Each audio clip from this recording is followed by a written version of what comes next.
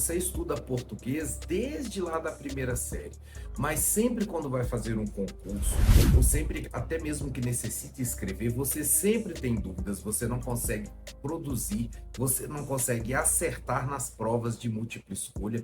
Por que motivo? Por que será que durante todo esse tempo aí de estudos você não conseguiu adquirir nem mesmo os conhecimentos básicos? Nesse curso eu vou mostrar para vocês com uma didática um pouco diferenciada. Vamos aprofundar e explicar tintim por tintim como funcionam os itens de português, não só para que você decore e os coloque na sua cabeça, mas também para que você entenda. E na hora que você conseguir entender como funciona, entender quais são os mecanismos, entender quais são os itens, vai ficar muito mais fácil para que você consiga acertar aí nas provas de concursos públicos, os quais sempre pedem questões de português. Eu sou o professor Cleison Versosa. Seja bem-vindo ao curso de português para concursos e nessa aula 1 nós vamos começar aí com termos básicos que você muito provavelmente deixou passar batido aí durante a sua vida e que obviamente vão ser cobrados de você dentro de concursos públicos. Coloquei para vocês então, pessoal, itens de base de redação FGV e qualquer outra banca, porque esse tipo de elemento que eu vou trabalhar com vocês hoje são elementos que eles vão estar sempre sendo cobrados, indiferente de qualquer banca que você for fazer. Obviamente, dentro desse curso, nós também vamos estudar alguns exercícios relacionados a esses itens. Mais um pouco para frente, nós vamos chegar nessas etapas que as coisas vão começar a fazer sentido. Você vai se lembrar, então, isso daqui foi aquilo que a gente estudou na aula X lá atrás e está sendo cobrado no concurso dessa forma.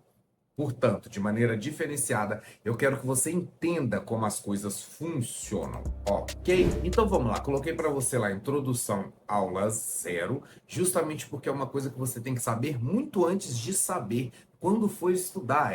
Tem coisa que é aula 0. Peguei de exemplo aqui um edital de concurso, que os editais eles são muito repetitivos, eles sempre vão te cobrar coisas como interpretação e compreensão de texto, organização estrutural do texto, marcas de textualidade, sendo coesão, coerência e intertextualidade, modos, formas de organização discursiva, etc.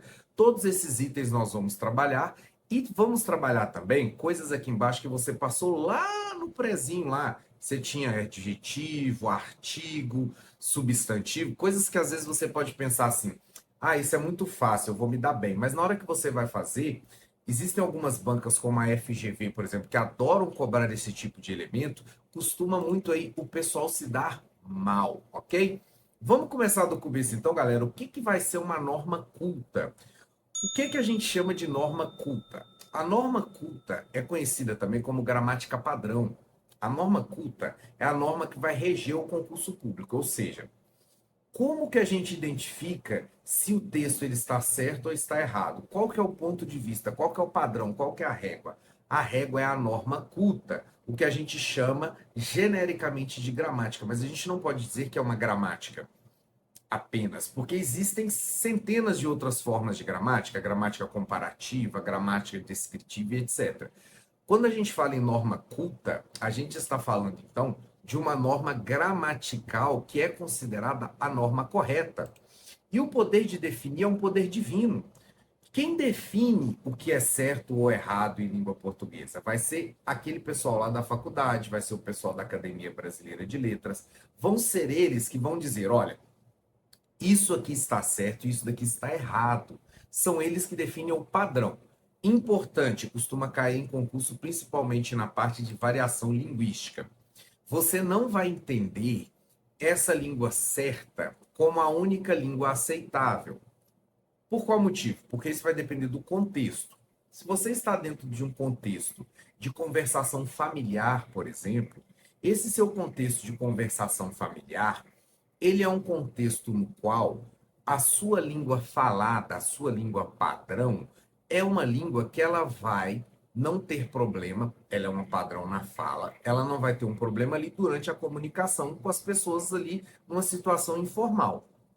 Mas, na hora que você vai conviver em sociedade, na hora que você vai dentro ali de um processo, vai fazer um recurso no concurso, vai até mesmo fazer um concurso, Enem, etc., aí vai valer a língua padrão, Porque a língua padrão necessita ser uma para todo mundo, porque você já imaginou, se você fosse fazer um concurso e cobrasse português, mas o pessoal falasse assim, não, é português, mas pode ser qualquer um. O que você quiser chamar de português aí vai ser. É claro que não ia dar certo. Então você precisa de uma língua padrão, que seria aquela língua que todo mundo vai descobrir, todo mundo vai saber como é que é, porque é uma língua que é a língua usada por todos, tá? Essa é a língua que a gente chama de língua padrão, e ela vai estar aqui no poder divino desse pessoal da faculdade para definir. Então, eu vou mostrar para vocês aqui, ó, dentro desses termos macros, você vai ter aqui regras da língua, isso ali a gente chama de gramática, porque é ela que vai gerir as regras da língua, e o que a gente chama genericamente como gramática, na verdade, existem várias. Ela pode ser, como eu disse ali no exemplo, normativa, ou seja, que é a gramática culta, descritiva, que ela apenas diz como é a coisa, histórica, que você pode, por exemplo, comparar o português de hoje com o português de 500 anos atrás, comparativa, quando você compara o português do Brasil com o português de Portugal, por exemplo, tá? E a padrão, que vai ser exatamente a que vai ser escolhida pela galerinha aí que está na academia, que são os professores universitários, etc. Ok? Então, essa é a primeira definição do curso que você tem que saber o que é uma gramática. E isso é importante quando eles te cobrarem no concurso público, variação linguística. Nós vamos fazer depois um tópico sobre isso, mas já vai colocando na sua cabeça. Existem várias gramáticas, e essas várias gramáticas que existem, existe variação entre elas, mas existe apenas uma que a gente chama de norma culta, gramática culta, que é exatamente a que você usa como padrão dentro dos concursos públicos. E agora, nesse momento, então, nós vamos passar aqui para a parte dos termos, meu povo.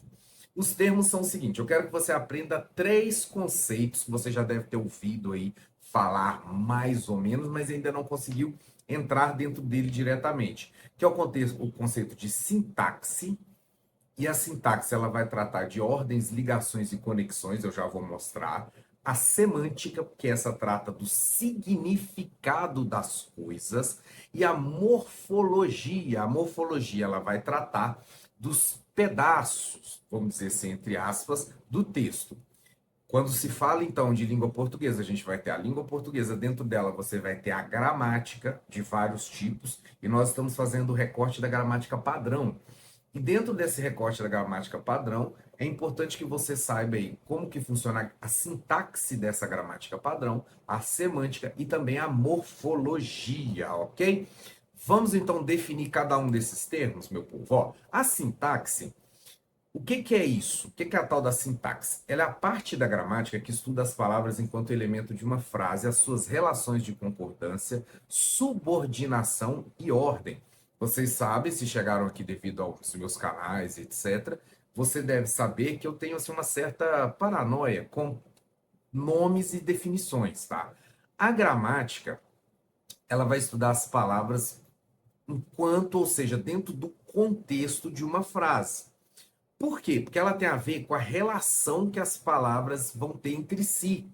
Então, a gramática, assim, no que se refere à sintaxe, dentro do que a gente entende como sintaxe, a sintaxe vai entender que as palavras elas se conectam entre si.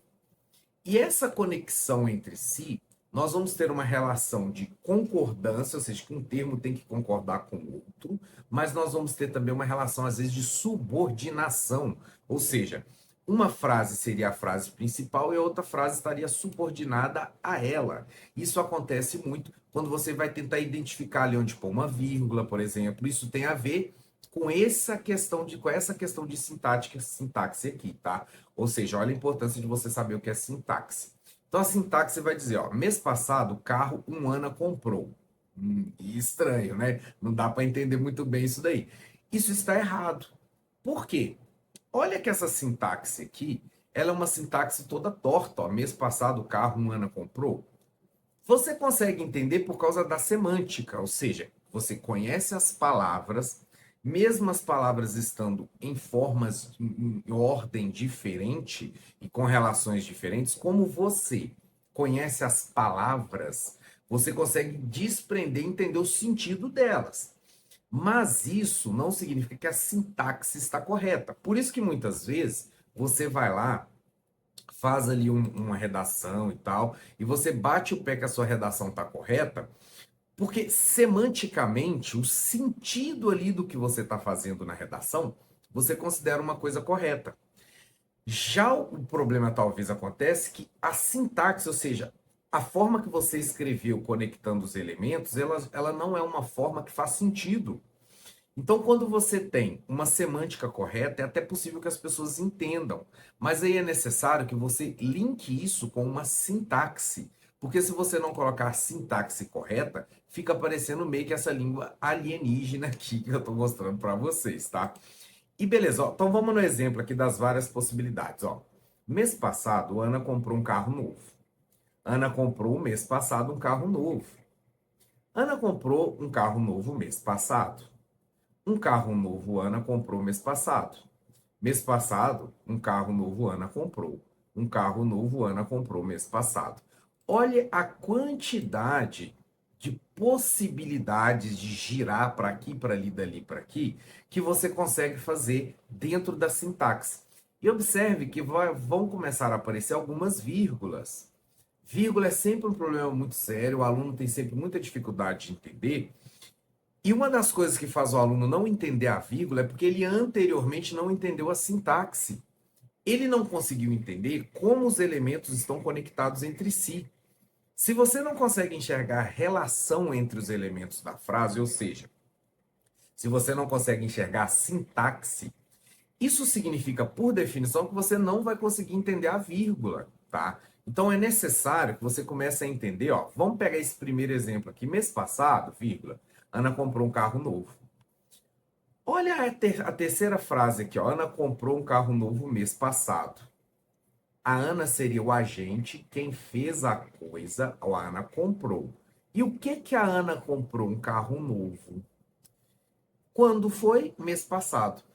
Vocês conseguem perceber uma certa hierarquia aqui? Ó, a Ana seria o elemento principal aqui na terceira frase. Então, a Ana é o agente, ela é o foco da história. Porque foi ela que comprou. Quem fez a ação?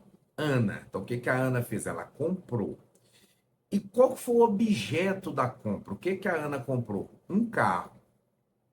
Esse novo, note que ele não é a informação principal. O principal é o carro.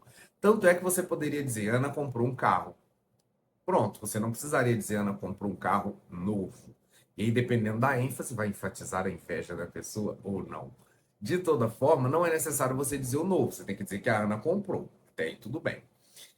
Mês passado. O mês passado também não é a informação mais importante da história. A informação mais importante da história que eu diria seria a Ana, que é o agente, o comprou, que é o verbo, e o carro, que é o objeto. Então você teria o sujeito, o verbo e o objeto. Esse tipo de síntese é importante para que você consiga interpretar os textos. Porque grande parte do problema de interpretação de texto decorre do fato do aluno não ser capaz de identificar os elementos básicos da frase. Não saber dentro da frase o que está significando e o que está casando com o que. Então, nesse caso aqui, nós vamos ter a Ana, que é o agente, ou seja, a gente vai chamar de sujeito e nós vamos ver isso lá na frente, que ela comprou e comprou um carro. Os outros elementos, eles estão orbitando a isso. E note que quando você vem aqui e diz assim, ó, mês passado, um carro novo a Ana comprou. Olha como é que você tem que colocar uma vírgula aqui também. Esse elemento aqui está mostrando para a pessoa que está lendo, nesse mês passado e nesse mês passado aqui, e também no Ana comprou. A Ana comprou, mês passado, um carro novo. Olha que esse elemento ele está deslocado daquilo que seria o elemento correto. Daqui na primeira, quando você tem a vírgula, e aqui na 1, 2, 3, 4, na quinta, quando você tem a vírgula também, essa vírgula está indicando que o elemento da informação menos importante, que é mês passado, ela foi deslocada, por isso que você tem que colocar a vírgula. Mas não se preocupe que nós vamos ver isso detalhadamente no capítulo sobre vírgula, ok? Vamos passar agora para a parte da semântica.